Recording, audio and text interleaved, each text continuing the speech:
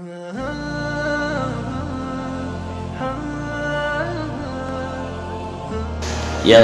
zina yang jadi masalah yang cukup raya adalah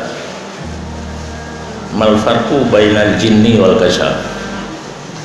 Karena orang pakai jin billahi amrun khariqul lil ada, orang kasyaf billahi amrun khariqul lil ada. Gedanya orang pakai gada Honda tajak bak orang yang betul-betul kasyaf geperah Honda tu ni dileka berdiri tajak bak orang pakai jin kadang-kadang dia cin ingat kata kadang-kadang ni bunuh anak kan ni bak orang kasyaf tajak anak kadang-kadang berah je kerana dia gerang mata tajak bak jin nya ilmu jin satu yang gaib terduh yang tulis